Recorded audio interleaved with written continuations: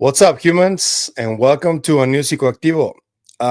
Today is a very special day because we've been trying to make this happen for a while, but my guest has been very busy, to be completely honest. And I'm glad that she's been really busy because she's been doing some amazing stuff in this space. So it is my honor and my privilege to welcome Miss Chrissy Newton, investigative journalist from the Debrief, who has a podcast called Rebelliously Curious. Welcome to the show, Chrissy. Hi, I'm so sorry. I'm just glad to be here. I feel like I was been a flake No, I'm glad. unintentionally too, just busy and trying to manage life. Yeah. And that's what I want to ask you about because recently you've been like really busy going all over the place. And I'm gonna show you one thing that I think maybe started it all. Um, I saw this picture and I Yeah. thought, I was like, damn, Chrissy's going like up there and she's finally getting a better grasp of those oral traditions that people talk about because you're talking to the man himself. What was Yeah. that experience like Oh, meeting him? And yeah, the UFO Godfather. Uh, yeah. I've known Jacques for about I think 3 years now. When Trinity first came out, his first book, I was connected with him through Paula Harris, actually.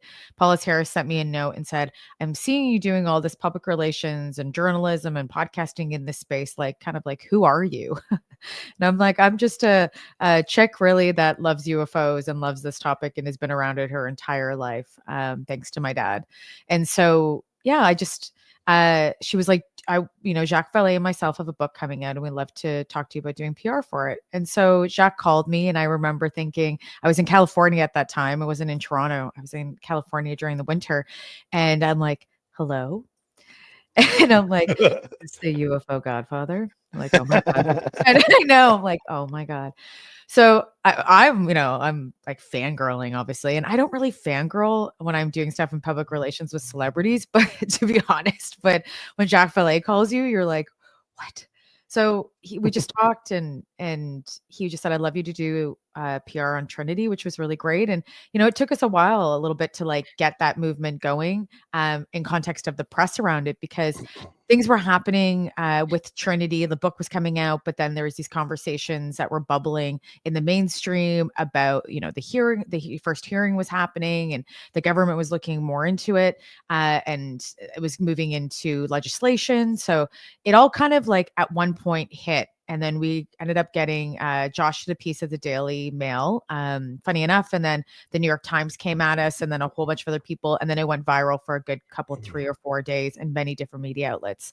And then it obviously went viral in the New York Times, and the Times has like the Seattle Times and a whole bunch of other publications. So that's how it started. And then Jacques and I just became friends in that way. And I would say we'll work friends for sure and acquaintances in that way. And I met him at Seoul later on. I met him at the Soul the year before of last year. So 2023, I met him in real life. And he came up to me and Micah Hanks was behind me and he was like, we have a lot of work to do, Chrissy. And I was like, makes you feel good, right? And I was like, expecting him to say that. That's And I awesome. laughed. Micah's like, what was that? And I was like, I don't know, but I love it. I would have shat my pants right there. Well, I did, and it's such an amazing he's such an amazing man to work with. So really, that's how it started. But I said to him, I'd love to have lunch with you if you don't mind. And he was like, why don't you come over? And I said, yeah, that sounds great. So I had lunch with him and his wife, and then he asked me, would you do PR on the new book that's coming out, Forbidden Science 6? And I said, yeah, I would love to. And and then I been able to spend more time with Jacques now this past year, and I feel very grateful to be able to do that. He's such an amazing human being. He We'll really go is. back to that crazy last month that you guys have had because it's been really wild. But I want to talk to you a little bit about the show on Discovery Channel, the Alien Encounters, Fact or Fiction. I saw 6 episodes, I think, and I like the format that you guys have because Mitch is like the occult guy, and he gets like a lot of gravitas, but you're like more data driven, and I really like that combination that you guys had. I wanted to ask you, what was it like speaking with all of those experiencers? Because something seems to have changed recently when with more people coming forward, especially scientists and all that. I would guess that when an experiencer sees a scientist with big credentials, they feel more encouraged to come forward. So I want to ask you, what was that experience like? Yeah, it was a great experience. Well, first, I think the concept's great. First season, it's hard. We do really need to tweak a few things to make it better. I would say, and that happens kind of like in a pilot season show, right? But if we do get another season, hopefully we'll get a chance to really tighten up certain areas that I feel that maybe lacked in certain places. But with that said, it was unbelievable to work with. I wasn't doing the data crunching myself. I was with a group of people and other producers and other people that are actual experts in the space. Ben Hansen, there were so many, Mark D'Antonio, he works with MUFON and is an astronomer. Like there was just so many people that came in that were looking at individual cases with us. So it was unbelievable and so much fun to do that. Like I love that. Like that really is my core. And as I went through that show more and more, I think I realized like, as much as I do love science at the debrief, it resonated so much more with me doing that piece. And then talking with all the people. Like I really do love talking with people and their stories. And the one thing I don't like about the show is they make me look so clinical, but they have to do that kind of good cop, bad cop thing. They just made me the bad cop a little bit. I always joke around Yeah. like I was the Simon Cowell of UFOs. I'm like, oh God, breaking the bad news. I know. And like, that's not who I am in real life. Like No, you're I'm not. not, I don't see that. I don't see no. that at all. And it's funny because people usually I'm a big cornball, to be honest. I'm probably ripping on jokes or doing certain other things, even on my Twitter. But and so anyway, but that's just the way they asked me to play it a little bit more. So I had to lean into that side of me more than I would usually have to make it a little more clinical. But talking to the people off camera, I did say to them like, you have some of the best stories. Like some of them do. Like there was one where there was a transmedium UFO. Like I said to the guy after I went up to him and his partner, and I was like, you definitely saw something. It's unbelievable. I've never heard a transmedium story to that degree ever in my life.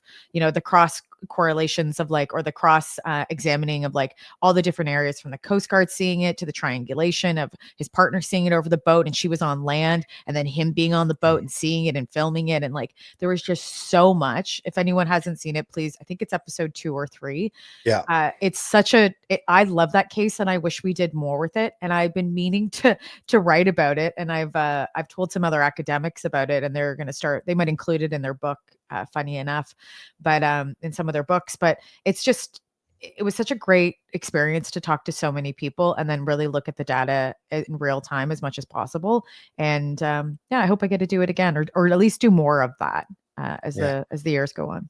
We do have a bunch of those cases of USOs here because I live in Tijuana and we have Ensenada like 2 hours away. So there's a bunch of really interesting cases over here. I recently went at the end of last year. I went with a friend to interview some of those fishermen, and their stories are really wild. It's like, dude, you're seeing that like every other night, and there's a bunch of different ships that are fishing there that are seeing things coming out of the water and really big lights. It's man. I hope we can get to talk more about USOs in the next coming years because I think that's where it is, I think. You know what I just thought of? The irony. Frank Paul, I forget his last name now. It's gonna kill me, but he there's something called like pulp magazines.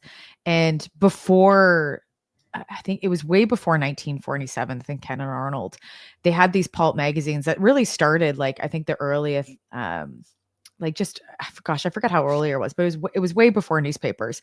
So, but they were like science fiction magazines. And the first image that Paul, I think it's Frank R. Wright, I think it's, gosh, I can't remember his name, but he was a graphic designer and UFOs were not talked about in the mainstream whatsoever. But the graphic design or the design that he drew of a UFO when he did these science fiction stories was as of a submarine in space. So I find it Whoa. ironic. I know, but isn't it ironic that within pop culture, like that was the same and now we have like USOs? Yeah. Right? You just put it the wrong way. You should have Yeah. put it in the water and not in the sky. But that Full was the first, circle.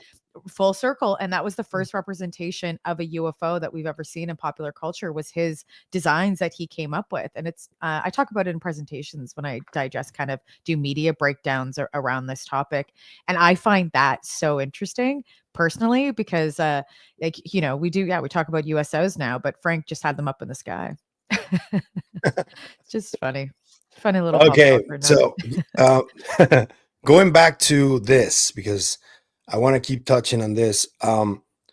Joe Rogan had Jacques Valleé on the show, and he said that Hal Puthoff blew his mind. Is there anything you can share about what you guys discussed there that may have blown Joe Rogan's mind that you've heard? I'm sure you hear a lot of things that you can't talk about, but maybe something you can share. No, I can talk about the overall kind of dinner. Gosh, there's so much we talked about. I might forget a few things, but really, first of all, Joe Rogan is what you see is what you get. You know, he's a great guy. He's a wonderful listener. You know, he let me moderate that table too, where I was like introducing people that he might not have known.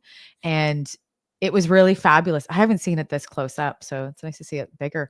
And I also kind of laugh because Joe's glowing, right? It's like little, Yeah, that was weird. like I it was looks like, angelic. He looks what the angelic. hell's going on there? No. Everybody thought he was a cardboard cutout. And when I Yeah. looked at the picture, I was like, oh man, people are gonna think that, but whatever.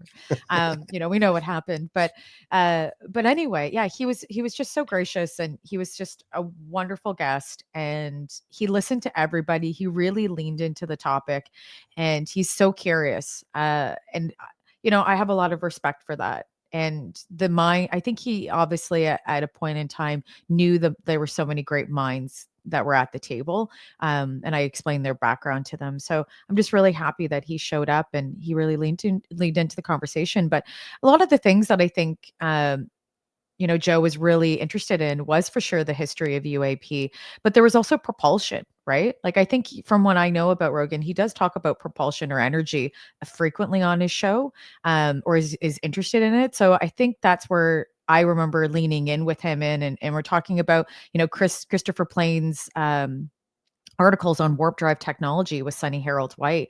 You know, I leaned in a little bit with them on that and, you know, briefed him, as you know, use lack of words, but kind of just gave him an intro of, hey, like this is also going on. And I think he found that fascinating, and Hal Puthoff like jumped in, you know. And I'll say one thing, I'm so proud of the men at that table, because Joe didn't know who everybody was. And again, Joe let me, you know, introduce people to when I felt that they could, you know, me knowing, say, Robert Powell that runs SCU and is a partner in SCU, being like, hey, Robert would be really great to talk about this too. And just introing Robert. And it's like passing the baton, you know, when you're like running and you have to give someone the baton and then they take over. Like that's what it felt like at that table, because everybody just talked about what they were experts in and like really leaned in. But it was such a fluid conversation. It was so much fun and it was super interesting. And I think that I hope there's more of these. You know, my plan, hopefully, as we go along, and if I, you know, I'm able to do this, is to plan more of these, and not just so much of like, let's say, kind of in the intelligentsia community, more of just the general community too, right? Lots of people have so much to offer, even in like civil scientists and you name it, the average person, media, podcasters, everyone has something to say. So I think that hopefully I get the chance to grow this out a little bit more. And, you know, maybe, you know, we got to start with Joe and a whole bunch of wonderful minds. Hopefully we'll get to do more of those. And they don't always have to be public. They can be private too, but Yeah. that's always been a kind of a goal of mine, to just connecting people together to be able to share information, share ideas, and share stories. Would be really cool if you got Hal in there with Joe to talk about stuff. Well, hopefully that happens. Yeah. I mean, it's a We'll see. no-brainer, right? It is, yeah.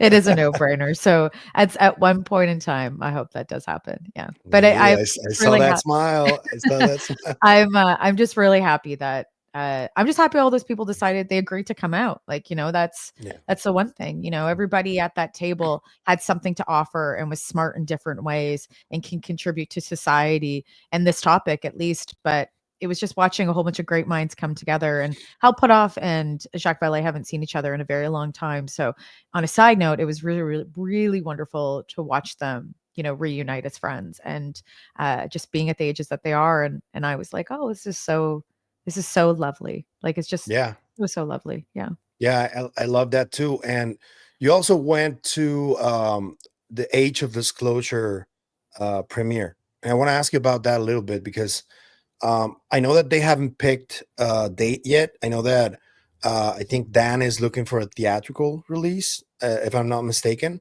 But I wanted to ask you, what was the feeling like inside, and when you saw people receiving all that information, especially those who are not that much in the topic? Do you think that it will have a positive impact in this whole movement or not?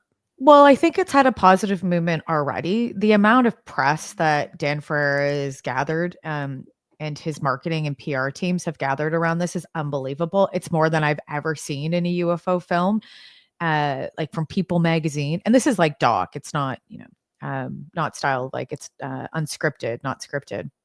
And so that's the most I've ever seen.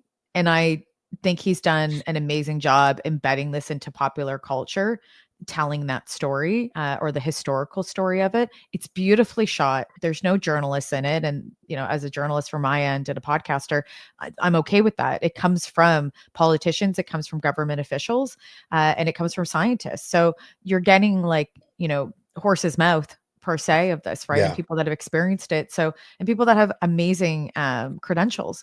So, and people that at least within the American, as I'm Canadian, but at least within an American atmosphere, a lot of people do respect, right? Give or take the politician, but generally respected, right, for their opinions and their minds and the way that they're guiding society.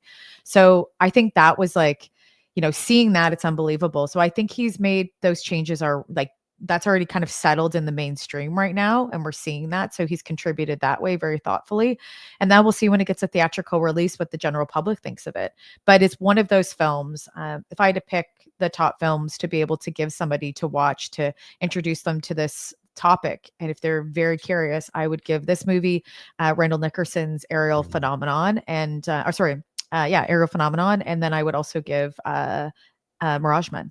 Those are the three films I would give because Age of Disclosure fits in there beautifully.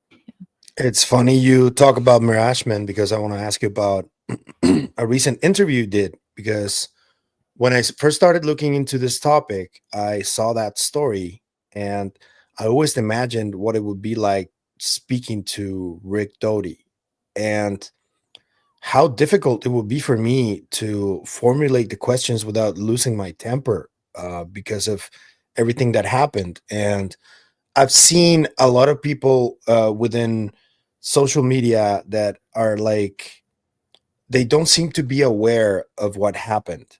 And they have Rick in there talking to them and telling them more stories. And I think that is really dangerous. And when I saw you talking to him, I was really pleasantly surprised of the way you took on him.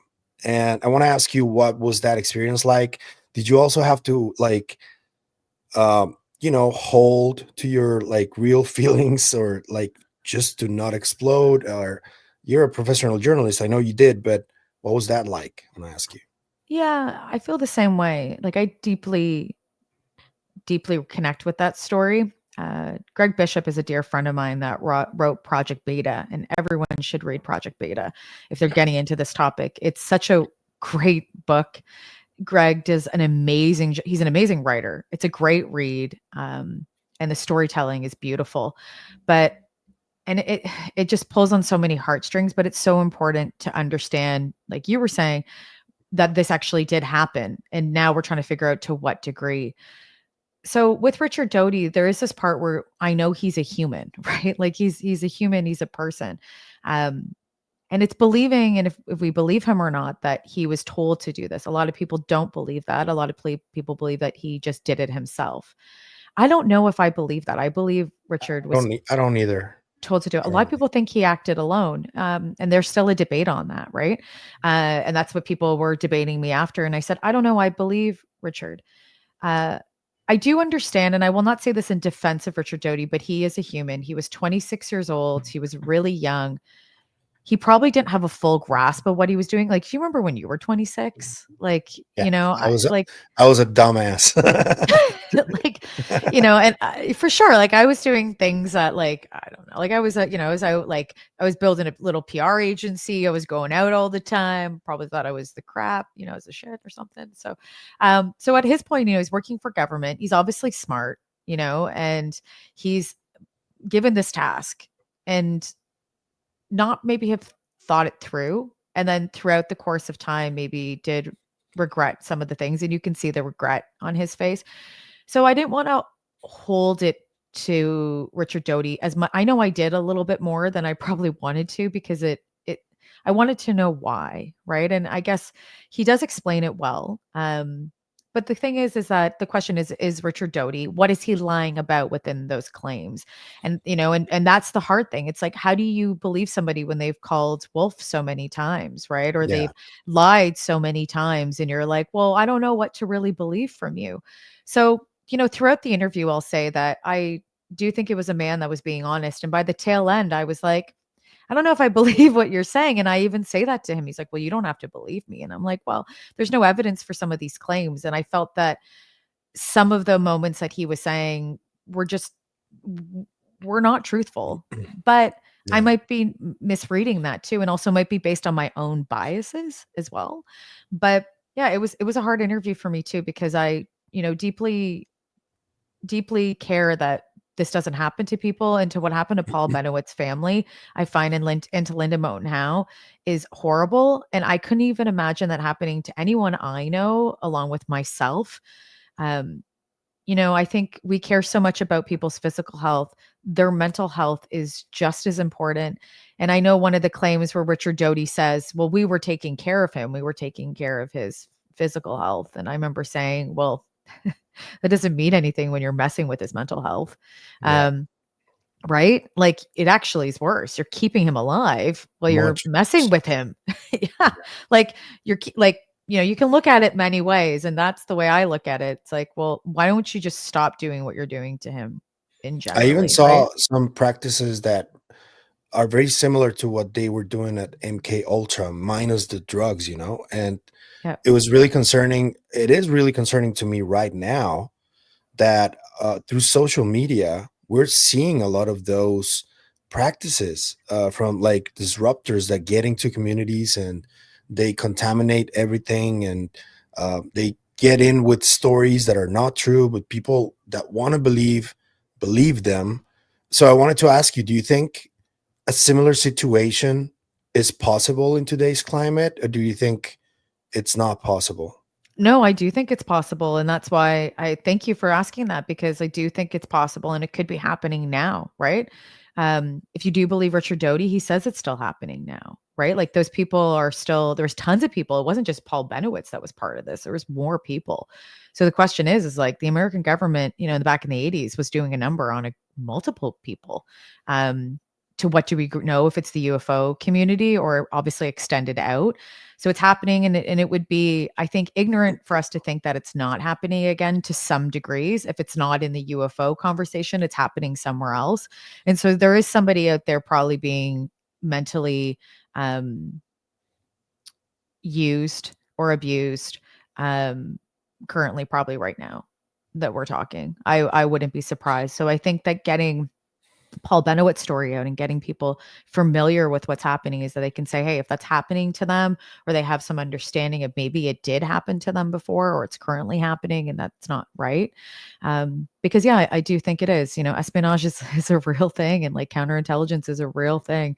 And they're doing it, and it could be to innocent civilians. And that worries me. It really, really Yeah. does. I don't have any proof right now or evidence of that happening, but history does repeat itself in many ways, and I wouldn't be surprised. So, we'll I, hear of those stories probably in the next 10 to 20 years. I can tell you that I in college I got prepared as a media analyst, and then I started using those everything that I learned in this space. So I was studying every single figure that I could on social media, on television about this topic, and I realized that yes, that there is smoke I think that is definitely happening. I see some of these people that could be perpetrating this, but as you say, there's no like real smoking gun proof to just go out and do something legally to stop that right now. But I hope hopefully we will get there at some point. Yeah, I think that we're on the right road. I think that you're always going to have casualties, which I don't agree with. I've had this debate with someone when I was recently at a dinner in California, a friend of mine, and the idea is that when you elect a politician or anyone to be a civil servant to the people, the idea is that it's like zero casualties in war, mental warfare, anything like that. You don't want to hurt people. But some administrations don't abide by that Yeah, or they don't care or they think, well, it's only going to be a few. And that really bugs me a it lot. should. Like and I know it's not realistic to not have zero casualties to a degree, but we can aim for that and not be like, well, oh well, there's going to be a lot. It's like, no, no, no. In everyone's mind and across administrations and people that are working for government should have that consistently. And I think that within maybe intelligence, I don't know, but in other communities, I think that still stands. But with administrations and government and politicians, you really have to, you know, I think you have to push that mentality forward even within the public because I think that's important. Again, people forget about other people and then they realize that it can and then when it happens to them, they're like, "Oh my god, this is real and this is what it feels like and it's not nice." And so I Yeah, think that we just it's having more empathy for others and being like it's possible to happen to anyone to some degree. Things do happen, right? And this could be from anything of, ICE, being in the States and being swept up by a group of people that are politically like, taking people that are out of the country and then getting people that are innocent. It's happened. There's been tons of Canadians that I know that have been swept up and have been detained. Luckily they're fine, and no casualty has come out of that. But we have to be mindful of those things because that happens. That's the exact same kind of mechanism that happens with other kind of like what would happen with Richard Doty. It's the same mechanism. It's the same yeah, thing. So we have to be mindful of that because those are civilians. They're average people, and that will change their life and change their experience. It could change everything for them. And we see that a lot. We see it happening now, and I think people don't think it can be them, but it can be. yeah, Right? definitely. When you were talking about Doty, you mentioned Linda Moulton Howe, and I can imagine how um, influential she has been on all women in ufology today because she's one of the OGs. And when my first interview was with Jaime Maussan. I don't know if you know who Jaime Maussan is, but Do I'm gonna say something that is a little bit controversial in the English speaking community because I know that a lot of the researchers in ufology don't really like him. They think he's a fraud, stuff like that. I don't agree with that necessarily. I think that he gets really excited to talk about aliens sometimes.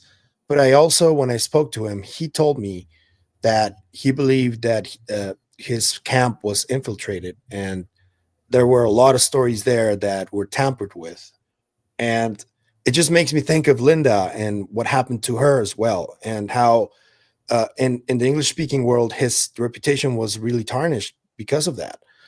I wanted to ask you though about that. Do you have any um, ideas about Jaime? What have you heard about him? Because I'm Mexican too, and I've had my ups and downs with him after the interview, but he keeps telling me that I shouldn't trust anybody from the English speakers, and I disagree with them.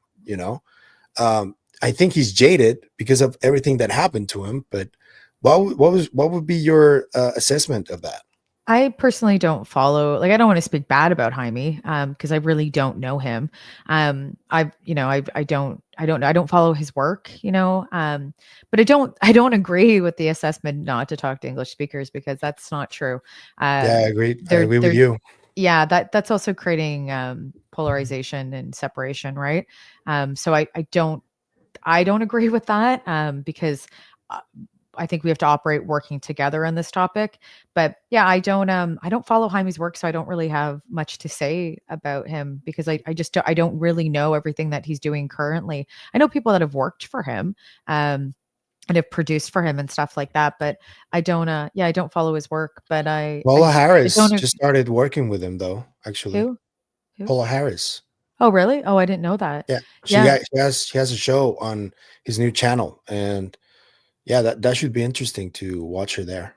Yeah, I've never yeah, I had no idea. And I still don't really follow Jaime's work, but I will say I'm like I don't agree with not working with English speaking. Also, he is working with English speaking. Paula Harris is English speaking. Yeah, so so that doesn't make sense. But with that said, I'm like, I hope he does, try to do the best work that you possibly can, right? And make yeah. sure that it's factual and vetted, and that's it. And that's what we all can hope for because that's what we want everyone to do, right? People make So you mistakes. haven't looked at the Nazca Mummies at all?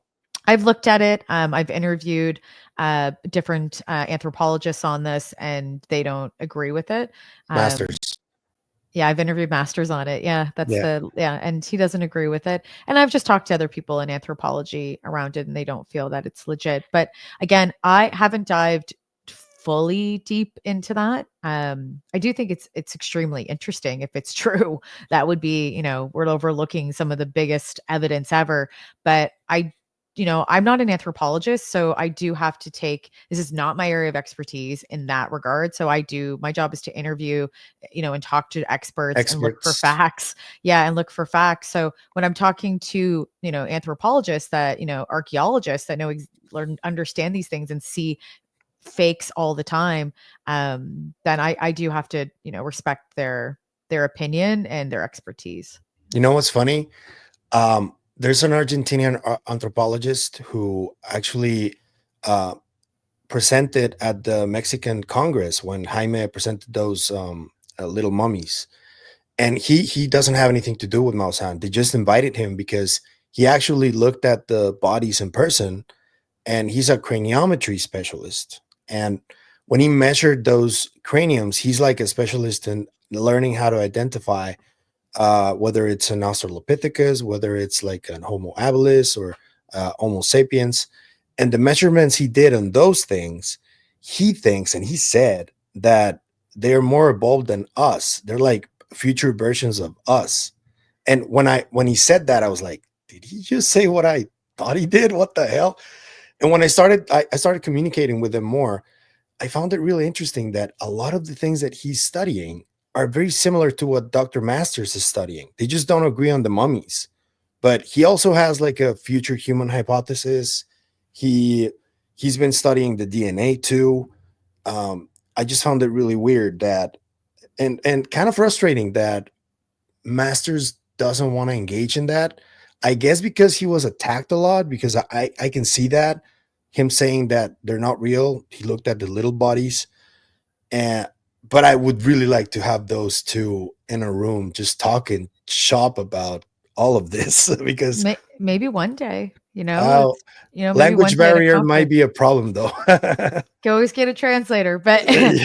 or Google Translate, Yeah. one of them. But yeah, maybe at one point, maybe at a conference they'll collide, right? It Yeah. would be interesting to see the perspective, also the debate, right? Yeah. I wanted to ask you, and moving on a little bit to what's happening right now. Um, because in January, Jake Barber came forward, and a lot of people weren't really happy with the whole change of conversation from UFOs to psionics and abductions. Uh, what was that like for you? Do you think that was a good move? Do you think it came in late? What's your take on Jake Barber too? I want to hear. Well, I think the psionics aspect is like very interesting. I'm more interested in the psionics right now. People have looked into this for years, right? It's not just Jake Barber. He's not the Yeah, first person to do that. The remote viewing, all of those things like that all of that mixed together, I find to be so fascinating personally.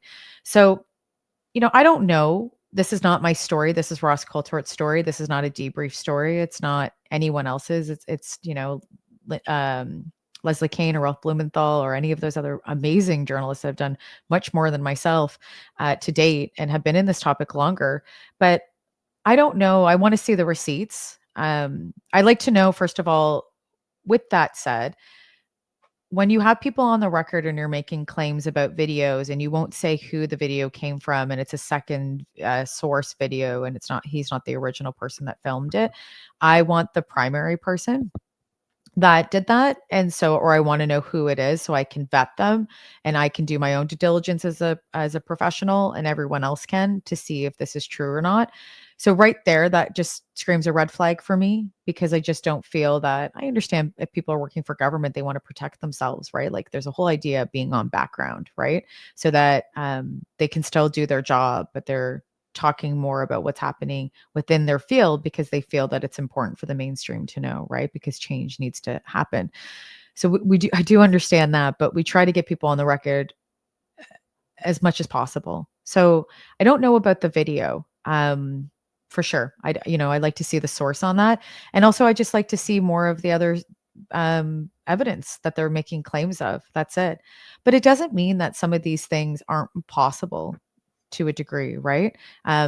And we're still learning so much about the brain. We're learning about the phenomenon around us, and has been maybe here for a very long time, or maybe it's something that we just can't see yet. We don't have the ability. We haven't evolved. Evolution is real, and humans have evolved. So maybe we haven't evolved yet to be able to see what this, or maybe our brains are still evolving. We see a high level of autisms and variations of autism happening.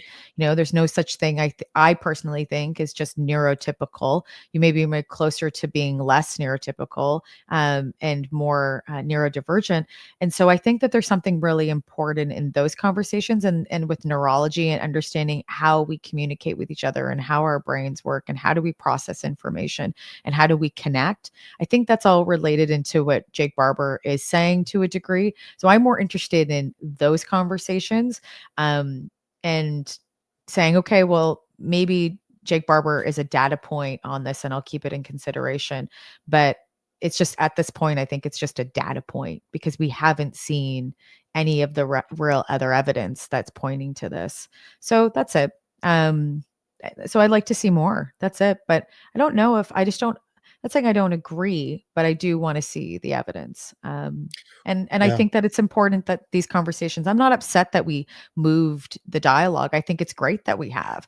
We need to have more conversations with this. We need to open up. The only fear that I have is that again, as a journalist, when you do report something, I worry. I always joke around and say this, but I worry about Debbie down the street. She's thinking maybe doesn't really know anything about UFOs or is caught up in another world, right? And her own world around her family and other things. And this is just kind of something that she's never really thought about or doesn't want to think about.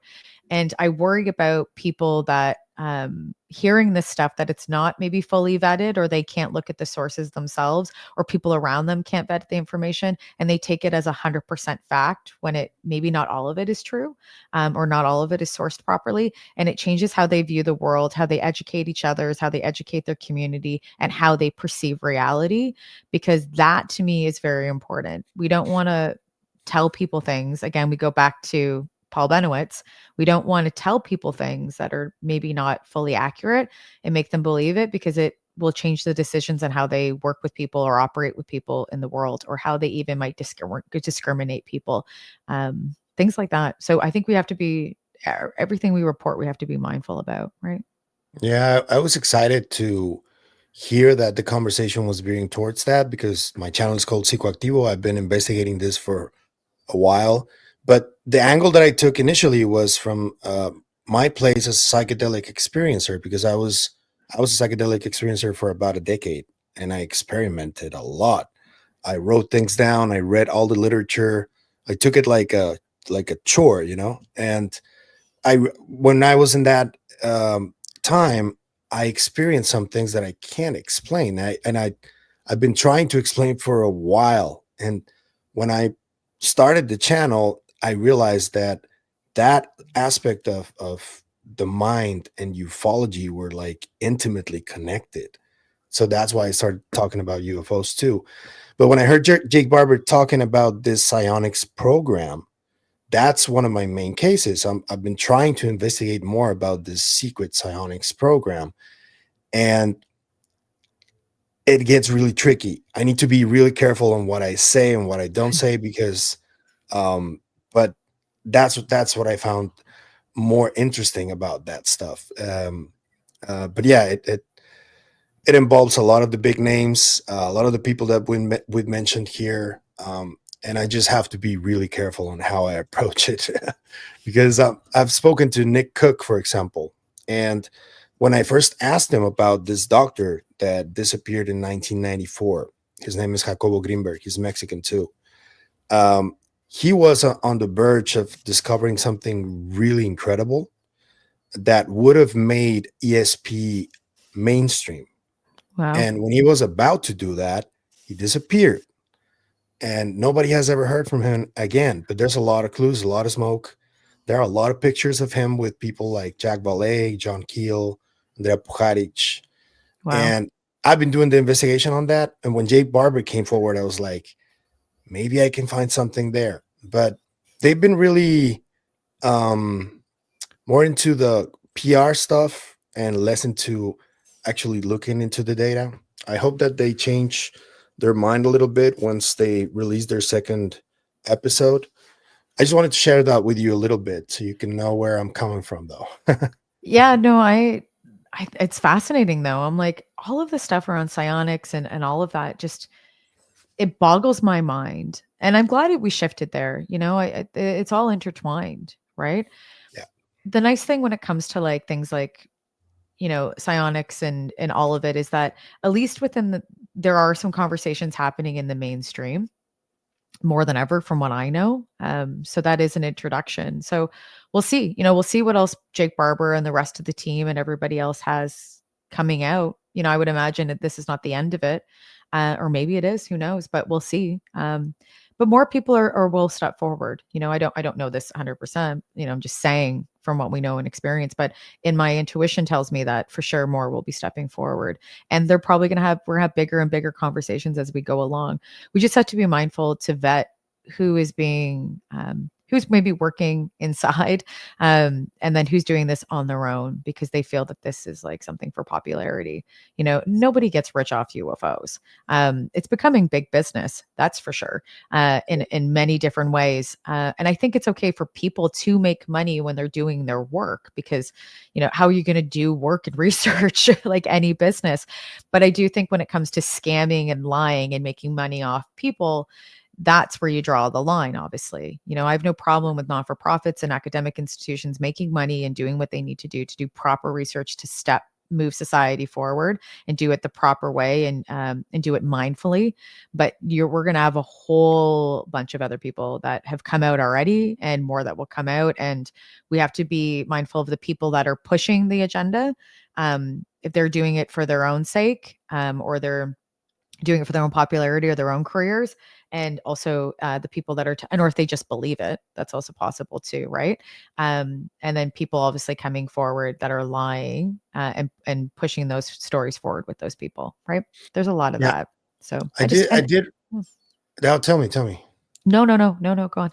I just realized that, well, not just, but I realized that before 2017, when this all became mainstream, there was like this business around ufology, and there's a lot of people there. I'm not going to name any names, but you know who I'm talking about, that like had a hold on the business of ufology.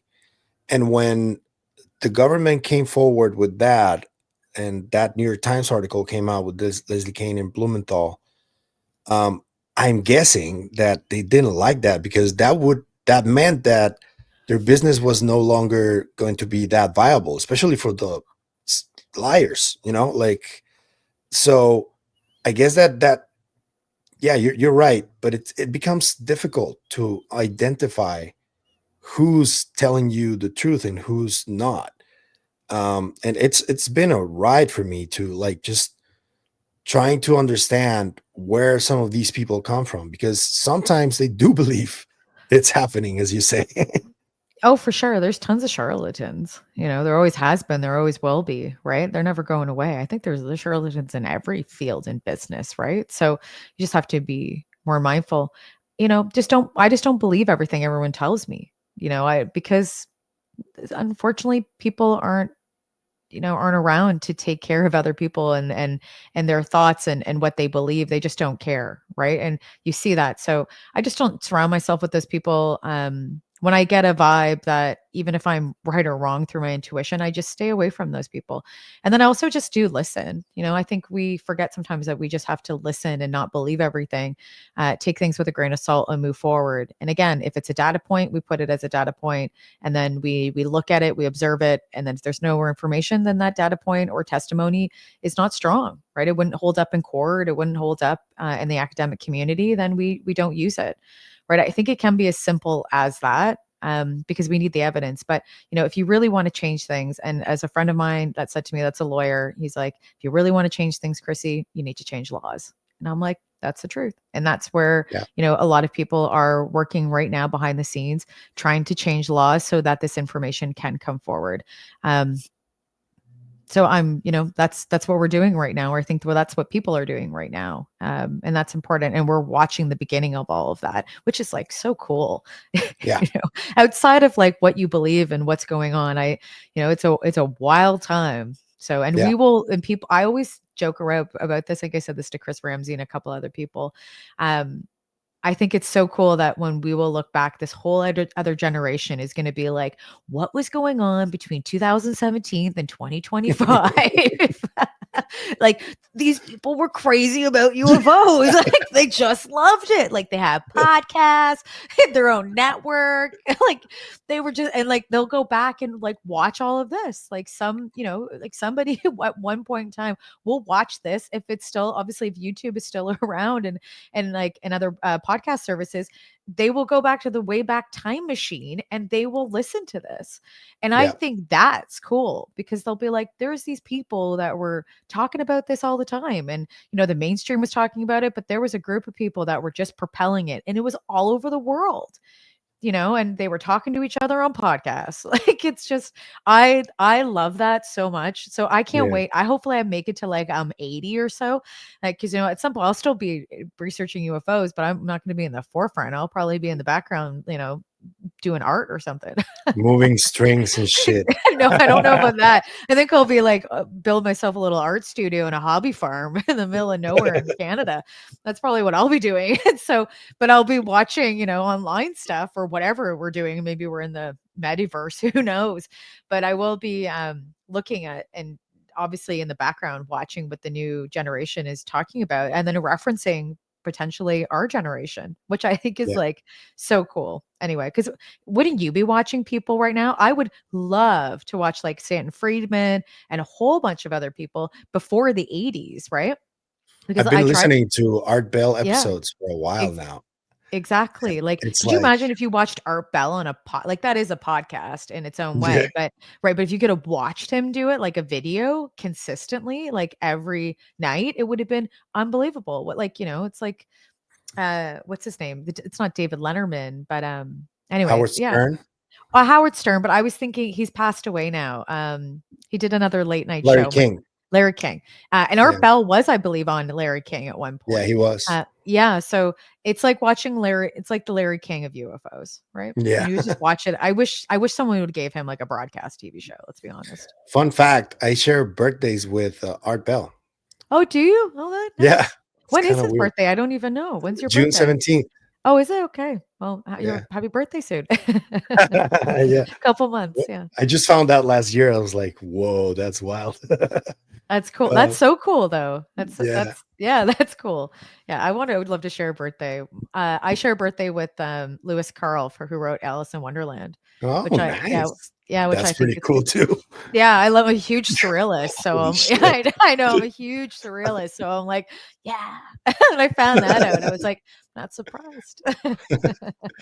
Okay, I want to talk to you about something that I find really concerning about mostly Americans, but because you're Canadian and you're more vocal about this, and I see a trend amongst like people from the intelligence community, some from academia that are very pro-American government.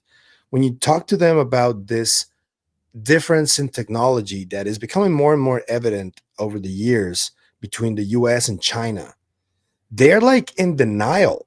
And I find that really concerning because you're one of the few people that is actually talking like honestly about this and like actually looking at the data and the difference that we already see. Another person that I can comes up to mind is Christopher Mellon, for example. He also talks about China being already on the same level, maybe, or even ahead of the US. Why do you think that denial exists? Where does it come from? And what do you think about China potentially having some reverse engineer tech that they may have already used in their population? Yeah. Well, first of all, this I'll start with the second one. I don't know if they reversed engineer like a UAP. We don't. I know we're asking for those receipts, right? That's what David Grush and everyone says that there is crash materials, and everybody kind of has one, and so they're all trying to fight for reversal, right? Reverse engineering all of this stuff. So, and if China's have got there first, I have no idea if if they've done that or not. But I will say, following China, when it comes, I write a lot about Neuralink, which people probably on my Twitter or X would notice that, along with obviously reading the debrief. I cover that. I look to see what China's doing just as personally what's happening politically, choices that they're making with trade. It's happening right now with Canada with me and their alliances and countries that they're buying when it comes to property or just companies, or they're helping to develop. We're seeing so much movement from China around the world. Like it's unbelievable. There's some really good stuff that they're doing too, to be honest. I don't know if it's intentional to be able to then claim a country later on, but they're doing wonderful things in Jamaica. They're doing huge development projects within Africa. Good or bad, if within Africa, it's a massive continent, right? And there's a lot of resources there, so there might be a reason for that. In the States is obviously have it contributes to Africa in many different ways as well. But yeah, I am seeing this massive shift. Obviously, economically, we see it, and technology is part of that. Some of the stuff that they have coming out is unbelievable. Their space station looks like an Apple store. It's beautiful. And so, yes, I do think they're advanced. When we look at RAND reports, we know that within specific divisions within science and technology, especially within quantum computing, they are ahead of us. We've seen that in RAND reports late last year when they came out, when I did my piece with the National Science Foundation, I was looking at the RAND reports around quantum computing, and that might have been mid last year they came out. But with that said, they're there, and the Rand Corporation is saying that, hey, we need to start looking at this, because if China cracks that code first when it comes to quantum computing, not so much UAP, this could change everything for North America and I think political powers. think Yeah. that ship has sailed, though. I think. I don't know. Well, I don't, we haven't seen that yet. We might, China is a dynasty. They know how to play the long game. They're very, very smart, very smart. And so politically and the way that they do manufacturing and now economically, so they're becoming a huge power. With that said, I think that Americans or Canadians or people around the world might not want to believe that because they're scared of change, right? And that would be my only thought to that, is that they're just like, they don't want to believe it because it means that if they are, it's scary. It's scary to think that China has more technological power. You have the technology, you're generally going to win, right? When it comes to anything political and economics, most of the time, I would say. People could debate me on that, but I think that's why they just don't want to. And it's a very North American thing to believe, at least within the States, is that, that America is for sure number one in that perspective, right? And it always has been. And let's be honest, they have been for a while. Germany during World War II was, and I think a lot of people obviously know Project Paperclip, and a lot of those German scientists, unfortunately, were not prosecuted, but they came over to the States and they worked on rocket programs. Von Braun is Yeah. no joke. So it's the same thing. It's, power has shifted and moved, and it always will. And I think that the States has always been the lead when it comes to power and economics. And now the scary fact that that could possibly be changing around the world scares people. So I don't blame them for not wanting to believe that. Um, but sometimes it might be too late. We do have to change our perspective and know that maybe we're not always the best in North America when it comes to our technology. And this is not even, I'll say that as a Canadian as well, even our Canadian manufacturing and everything we're doing. We have to believe that, people, to get ahead, we have to believe that people might have more technology and advancements in education than we do at times. And Yeah, I mean, you I think guys, it's just realistic to believe that yeah, too, right? Can't always be the best, but you can strive to be more advanced, and you can strive to do the best work you possibly can. And I think, and I'm not all scientists, I think a lot more people are changing that perspective as we're seeing things go on economically around the world. that fear comes from a specific place, but I would say China hasn't been an interventionist country for like decades and decades. So they've been like pretty much only doing them. I mean, their political system really sucks because they have people very controlled, and it's it's once for another's. But I don't know if that fear comes from a fear of like China like meddling in our affairs. I don't think that would happen, if you ask me. That's just my opinion. Um, but yeah, I wanted to ask you about that because I know and I saw this happening like in October or something like that. You interviewed Dr. Daniel Ragsdale. Mhm. And to me, that was like one of the first conversations that I saw that were like more um, comfortable talking about itch science and topics that I honestly didn't think we were going to hear in 2024. And I wanted to ask you, do you think that there may be a sector of scientists in the US and Canada that already saw something that changed the paradigm within their midst? And it's not public yet, but that's why they're like talking more openly about this stuff. Do you think that may have happened already? For sure, Some breakthrough or something? I don't know if there's been probably there's been tons of breakthroughs within advancements of energy and technology. Gosh, we've seen so many even in the past 5 years. Um, so probably, I don't know about UAP specifically, but for sure, people working at DARPA, Mr. Ragsdale, Daniel Ragsdale, worked at DARPA at one point in time, right? He was Yeah. looking at cybersecurity within the White House. So he's obviously seen a lot. Some of the stuff he can't tell me, but his concern about China and his concern about that, is apparent. So I do will believe that and follow that because he obviously knows a lot more internally what's going on than I do. So yes, I'm like, I think that they probably have. I don't know what they've seen, but I would imagine. And I am, all the intelligence communities, depending on what sector you're working in, you will be privy to certain things and how far you've been read into. So for sure, there's tons of advancements in technology that have been going on that people have seen working, at least within DARPA, that we won't see for the next 20 to 30 years, right? Or they're using for military right now. I keep bringing up the conversation about the drones in New Jersey, right? Like, look at the tech that we saw there. Like, okay, we we know that the tech is possible, and it might be mistaken as UAP. So we know that it's there.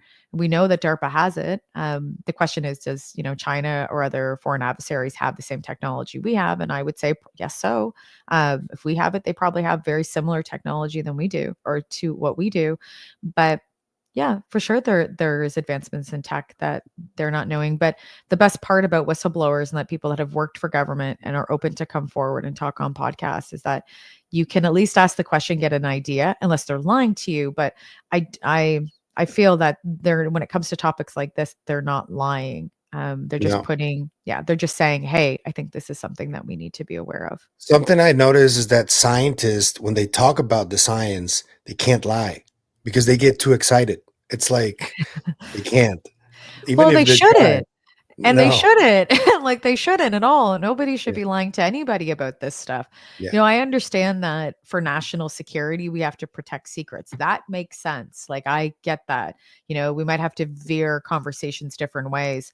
Um, like, don't get me wrong, like, nobody wants China and all that information to get out because it wouldn't help us, right? If North Korea gets it, China, Russia, you name it, decides to get that information and use it against us, that's not good. So there are reasons that for sometimes we have to lie to protect our own interest. But I think that when it comes to seeing the technology advancements and reports coming out like the RAND reports, they wouldn't be doing that work if they didn't think that there was a need for it. So we just have to be more open-minded to being like, yes, we are not the best. And we are advanced in some areas, and China and other foreign adversaries could be advanced in more areas or similar areas. We're just trying to figure that out. The government knows. The government knows. They just Yeah. also don't want to cause a frenzy for people being so worried and then being like, they can't protect us. They can't do anything. That's scary too. You don't want to scare your people. You don't want to scare the public. Yeah. After that conversation you had with Rags, it was really interesting to see another podcast called the Ecosystemic Futures Podcast, where Dr. Anna Brady Estevez had like Dr. Puthoff in two of them. He had Dr. Gary Nolan. He had Lou Elizondo. Sorry. And something that I noticed, and I was part of one of those, they invited me to one of those conversations where a lot of NASA scientists that are still working for NASA, they were talking about stuff like time space manipulation and faster than light communication and concepts that about 5 years ago were not even considered to be even remotely real. And now we have NASA scientists talking about this stuff. That's why I asked you if you maybe caught a whiff of maybe some kind of breakthrough with those topics. Yeah. Well, we report Christopher Plane when we talk about warp drive technology, right? That stuff we've been reporting for a really long time. Faster than light travel, right? Like, they're talking about Sunny Harold White from Limitless Space developed and accidentally came across a warp bubble. They developed it in the lab, which is like wild. And now the idea is that this is possible, and we might be able to replicate it to be larger, right? I don't know when that timeline would be, but those things are happening. Those conversations are going on. With the National Science Foundation, when I was reporting and in some of those meetings earlier, some of the first ones that before they came public, it was wild to see all the advanced tech that's being happening. Like, it's so great. So some things are going on. Yes. And I think that things are picking up. We're in that space where, before the longest period of time, we didn't have many, there wasn't much new technology coming out. It was just very lag of advancements. But now we're in a totally different era where we're probably going to see some of the best inventions ever made by mankind. And I think that that's really exciting. And that's why people love space and tech now, I think. And it's optimistic, right? It can be optimistic. And with a place right now in the world with our global politics, it's just so hard sometimes to be optimistic. So it's nice to know that at least science and tech, like, that's super cool. I hope when I'm older, we get to experience that or use it within our own civilian, daily commute or who knows, work, whatever it may be. So yeah. I think over the next 20 years, we're going to see a lot of really crazy stuff. Oh, for sure. Like on the mainstream. Yeah. Okay. So two more things that I want to touch on with you before I let you go. For sure. One is I want to make the announcement now because I'm really excited to see this and that you're involved in this. And it's this event with a friend of mine, Dr. Alex Gomez Marin. We started talking about a potential event for women within the space. And we brainstormed, and he asked me which journalist will be a good choice. And you were the first one that I thought of because of everything that you've been doing that we talked about today. What do you think when you see something like this and you attach to all of them? And what do you expect from this seminar? You're gonna kick it off. Oh, thank you. I thank you so much for asking me to do that too. Like, it's just, I love all these women. I've talked to these women. I've interviewed all of them except for Anna, but I know Anna very well in context of like working relations. So I do. I love all these women. I just, I contribute in a different way, in a more of a media perspective. So I'm thank you for contributing that area because I think it's obviously so important. The work that Essential. we It's try to, essential. or at least breaking down what these women are doing, right? And communicating it to the general public as best as we possibly can, and sharing that information and having it digestible for people, and making it fun. Julia Mossbridge has said that. She's like, you make science fun, Chrissy. And I was like, God, that's like the best compliment anyone's ever said to me in this career. Because that's what I try to do. She understands my goal. So yeah, I feel very grateful to be among such brilliant women that have contributed so much to just women in STEM, and also just to just society, right? Like, this is the stuff that and I thank you guys for even considering women as a full women panel, because it's just, unfortunately, we're not, we're always forgotten about at times. But I think that is changing. Like, we're seeing all these great Yeah. women come forward, and it's changing the narrative, especially with women in this field. And like, let's be honest, there's not a lot of women in the forefront. Like, these women are in the forefront, but there are tons of women in the background. Oh yeah. So many. And when you go to Seoul and you go to conferences, you see women all the time. They've just decided to take a role that's not so public, and that's okay too. And one day maybe they will step forward, but they are contributing. So I think the narrative that there's not a lot of women, I should say, is not as true, but there's just not a lot of women in the forefront. And hopefully that changes. So I There's an appreciate excess of testosterone for sure. there is. It's a male in the forefront, in media and people talking, for sure. It's way more male.